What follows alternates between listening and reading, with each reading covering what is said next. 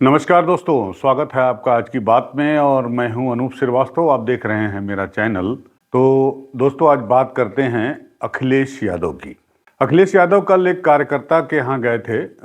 एक पारिवारिक कार्यक्रम था, उसमें शामिल होने के लिए बाराबंकी। और जब वहाँ उनसे पत्रकारों ने बातचीत की तो अखिलेश यादव ने एक बहुत ही बड़ी बात कही बहन कुमारी मायावती जी के लिए। जी हाँ, अखिलेश यादव ने कहा कि उनका गठबंधन जब बहुजन समाज पार्टी के साथ हुआ था 2019 में लोकसभा चुनाव में, तो उस वक्त वो उनको प्रधानमंत्री बनाना चाहते थे और उनकी पार्टी ने हमेशा से बहन कुमारी मायावती का सम्मान किया है। अखिलेश का ये बयान जो है मायावती के उस बयान के बाद आया है जो मायावती ने अपने जन्मदिन के मौके पर दिया था, जिसमें उन्होंने कहा था कि समाजवादी पार्टी से सावधान रहने की जरूरत है क्योंकि ये गिरगिट की तरह रंग बदलते हैं। उनका इशारा निश्चित रूप से अखिलेश यादव की तरफ था।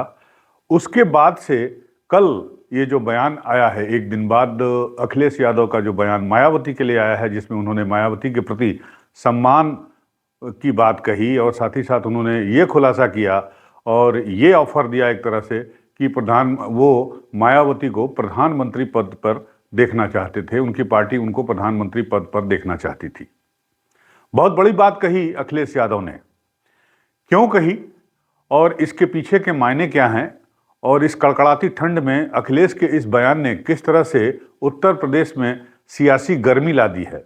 वो गर्मी इसलिए कि आज ही जो है वो बैठक होने वाली है समाजवादी पार्टी और कांग्रेस के बीच दिल्ली में सीट शेयरिंग को लेकर। अब जबकि बीएसपी उसका हिस्सा नहीं है गठबंधन का, तो ये बैठक भी काफ़ी इंपॉर्टेंट है और बैठक के ठीक पहले अखिलेश यादव ने ये बयान क्यों दिया और इसके मायने क्या है, इसके सियासी मायने क्या है, इस पर हम बातचीत करेंगे। लेकिन पहले आप अखिलेश यादव का ये बयान सुन लीजिए कि अखिलेश यादव ने मायावती के बारे में क्या कहा है। देखिए, हम तो उन्हें, अगर आपको याद हो, सपा और बसपा के गठबंधन की सबसे पहली शर्त यही थी कि वो प्रधानमंत्री बनेंगी।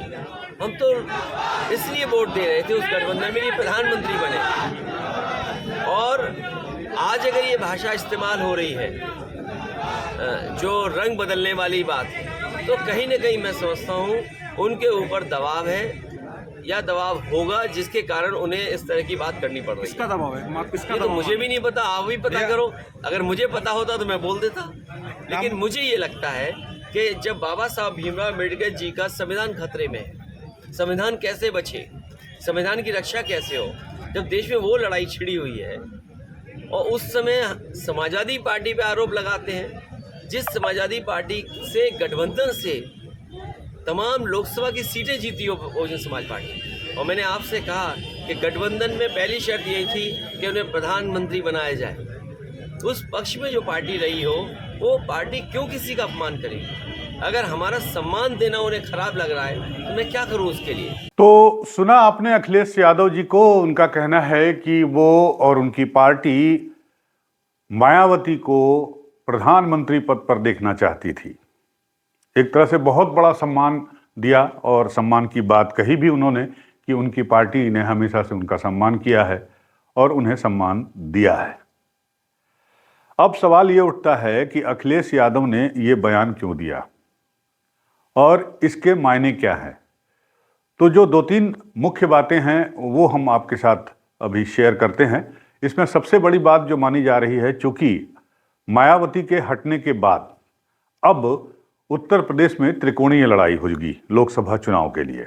उसमें एक तरफ गठबंधन होगा, एक तरफ बीजेपी होगा और तीसरी तरफ बीएसपी होगी। बीएसपी यानी दलित वोट, और बीएसपी एक कैडर पार्टी है और दलितों की पार्टी मानी जाती है। और ये माना जाता है कि उत्तर प्रदेश में या उत्तर प्रदेश से सटे हुए जो प्रदेश हैं उसमें दलित का एक बहुत बड़ा तबका हमेशा से मायावती के साथ खड़ा रहता है।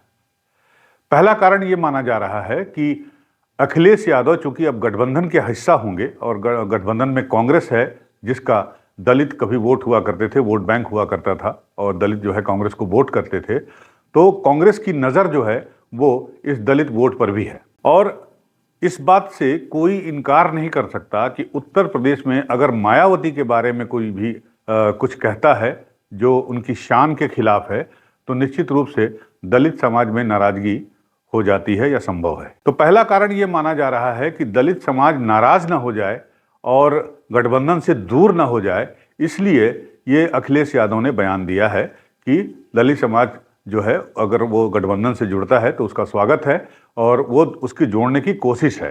दलित समाज को नाराज ना हो बहन कुमारी मायावती के बारे में किसी भी बात को कहने से, इसलिए ये माना जा रहा है कि अखिलेश यादव ने ये बयान दिया है। हो सकता है कि कांग्रेस की तरफ से इसके संकेत भी उन्हें मिले हों, पहली बात। दूसरी बात, अखिलेश यादव ने जो कही कि ऐसा लगता है जो गठबंधन से साथ छोड़ गई मायावती या साथ नहीं आने का फैसला उन्होंने किया, तो अखिलेश यादव ने यह भी कहा है कि उनके ऊपर किसी का दबाव है। अब किसका दबाव है, इस बात का जवाब तो उन्होंने नहीं दिया, लेकिन लोग समझदार हैं, समझने वाले को इशारा काफ़ी होता है और सबको पता है कि दबाव अगर किसी का है तो वो भारतीय जनता पार्टी यानी बीजेपी का है। जाहिर सी बात है, उत्तर प्रदेश में अगर त्रिकोणीय लड़ाई होती है तो उसमें मायावती अगर उतरती हैं तो सबसे बड़ा फायदा जो है उसमें बीजेपी को ही होगा। 10 सीटें पिछले चुनाव में जब वो समाजवादी पार्टी के साथ थी तो उन्होंने जीती थी, लेकिन विधानसभा चुनाव में उनका सिर्फ इकलौता विधायक है बलिया से उमाशंकर सिंह। तो निश्चित रूप से बीजेपी का दबाव जो है वो मायावती के ऊपर था। एक छोटा सा एग्जाम्पल मैं आपको देना चाहूँगा कि अब से 3 दिन 4 दिन पहले जो है मायावती ने जो स्मारक बनवाए थे जब 2007 में वो सत्ता में आई थी या 2012 तक थी सत्ता में, तो उस दौरान जो है उन्होंने जो लखनऊ में अंबेडकर स्मारक मेमोरियल बनाया था, पार्क बनाया था, कांसीराम उपवन बनाया था, स्मृति उपवन बनाया था। तो वो जो स्मारक बनवाए थे उन्होंने, उसके बाद उसकी सीबीआई जांच हुई और उसकी जांच अभी तक जारी है।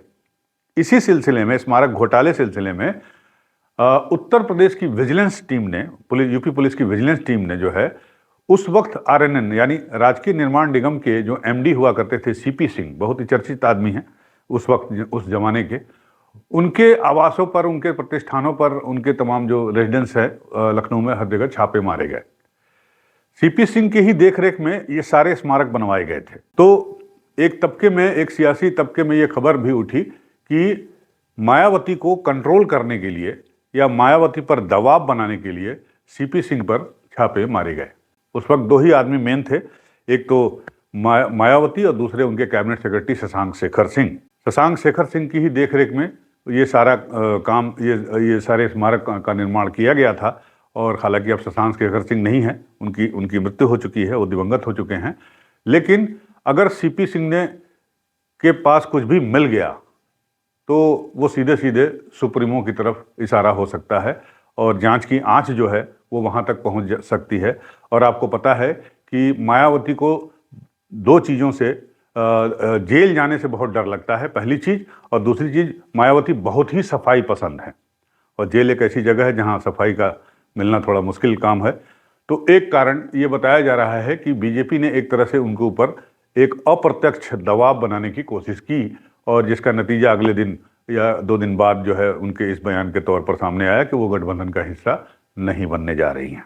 तो ये एक कहा जा रहा है, ये भी एक कारण है और इस कारण से जो है वो अखिलेश यादव ने नाम तो नहीं लिया, लेकिन उनका इशारा साफ साफ था और समझदार इस इशारे को समझ भी गए।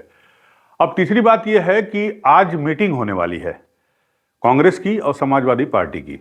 समाजवादी पार्टी ने भी प्रोफेसर राम गोपाल जो राष्ट्रीय महासचिव हैं पार्टी के, उनकी देखरेख में एक 5 सदस्यीय कमेटी बनाई है। तो उधर मुकुल वासनिक के साथ, अशोक गहलोत के साथ भी 5 सदस्यीय टीम कांग्रेस ने भी बनाई हुई है और दोनों आज बातचीत करेंगे सीट शेयरिंग को लेकर उत्तर प्रदेश में। माना यह जा रहा है कि इसमें कांग्रेस जो है वो 10 से 15 सीटें मांग सकती है या 15 से 18 सीटें, मतलब 1.5 दर्जन सीटों के आसपास कांग्रेस सुझा सकती है।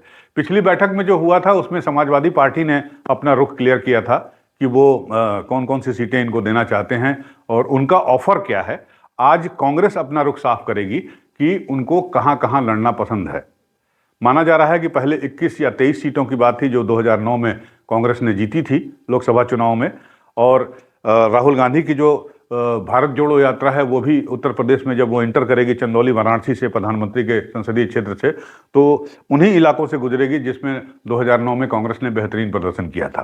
तो 21 सीटों, जैसा कि मैंने पहले अपने वीडियो में बताया आपको कि 21 या 23 सीटें देना तो समाजवादी पार्टी के लिए बहुत मुश्किल है। लेकिन अब चूंकि मायावती गठबंधन का हिस्सा नहीं है और मायावती अगर होती तो अखिलेश यादव को दिक्कत हो सकती थी सीटें देने में इतनी, लेकिन अब लगता है कि 15, 16, 17, 18 सीटों पर बात बन सकती है।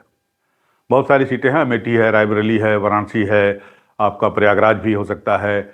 इसके अलावा जो है पीएल पुनिया की सीट जो है, बाराबंकी, पीएल पुनिया बड़े नेता हैं, बाराबंकी की सीट है, वेस्टर्न यूपी में सहारनपुर की सीट है, कई सारी सीटें ऐसी हैं, या कुशीनगर की सीट है। तो इन सब सीटों पर जो है बात बन सकती है। अगर कांग्रेस दावेदारी ठोंकती है और कांग्रेस को अच्छा चेहरा मिलता है तो अखिलेश यादव अब कुछ सीटें बढ़कर देने में उनको कोई एतराज़ नहीं होगा, क्योंकि अब ये क्लियर है कि मायावती इस सीट गठबंधन का हिस्सा नहीं है, तो त्रिकोणीय लड़ाई तो तय है। पहले अगर मायावती होती तो उसमें अखिलेश यादव को दिक्कत हो सकती थी। तो अब लगता है कि सीटों पर बात बन जाएगी, और इन्हीं सब चीज़ों को देखते हुए ऐसा लगता है कि अखिलेश यादव ने यह बयान दिया है ताकि गठबंधन का जो वोट है, मायावती जो समाजवादी पार्टी का वोट है, पिछड़ों का वोट है, मुस्लिम का वोट है, उसके अलावा जो है दलित वोट भी जो है वो गठबंधन के हिस्से में आए, जहां जहां उनके कैंडिडेट मजबूत हैं। साथ ही साथ मुस्लिम सीटों पर भी चर्चा होगी। मुस्लिम सीटों, मायावती के इस फैसले के बाद कि वो अकेले लड़ेंगी, तो मायावती निश्चित रूप से जो मुस्लिम बहुल सीट्स हैं उन सीटों पर मुस्लिम कैंडिडेट उतारेंगी। तो मुस्लिम वोटों में भी जो है वो बंटवारा ना हो, और मुस्लिम वोट जो समाजवादी पार्टी का कोर वोट माने जाते हैं वो इंटैक्ट रहें, इसके लिए मुस्लिम सीटों पर, जो मुस्लिम बहुल सीटें हैं, चाहे वेस्टर्न यूपी की हों, चाहे वो ईस्टर्न यूपी की हों या सेंट्रल यूपी की हों, उन सीटों पर भी चर्चा होगी। और ये माना जाएगा कि जो मुस्लिम बहुल सीट्स हैं वो समाजवादी पार्टी अपने लिए मांगेगी बीएसपी से मुकाबला करने के लिए। तो ये कुछ कारण थे जिसकी वजह से माना जा रहा है कि अखिलेश यादव ने यह बयान दिया मायावती के लिए। बहरहाल अखिलेश यादव के इस बयान के बाद उत्तर प्रदेश में सियासी हलचल भी तेज हो गई है, और आज जब बैठक होगी, बैठक के बाद जो तस्वीर उभर कर सामने आएगी तो उससे पिक्चर थोड़ी सी क्लियर होगी। हालांकि मायावती ने अभी अपने पत्ते नहीं खोले हैं। अब देखना यह है कि अखिलेश के इस बयान के बाद मायावती का कोई बयान आता है, या वो कोई ट्वीट करती है, मतलब एक्स पर अपना कोई पोस्ट करती है या नहीं करती है, क्या रुख रहता है उनकी समाजवादी पार्टी के इस पेशकश पर, इस ऑफर पर, या इस सम्मान वाली बात पर, यह भी देखना बड़ा दिलचस्प होगा। तो बने रहिएगा हमारे साथ, हम आपको बताते रहेंगे यूपी का सियासी हाल। अगर आपको हमारा ये वीडियो पसंद आया हो तो हमें लाइक करिए, सब्सक्राइब करिए। मिलते हैं आपसे अगले वीडियो में, तब तक के लिए नमस्कार।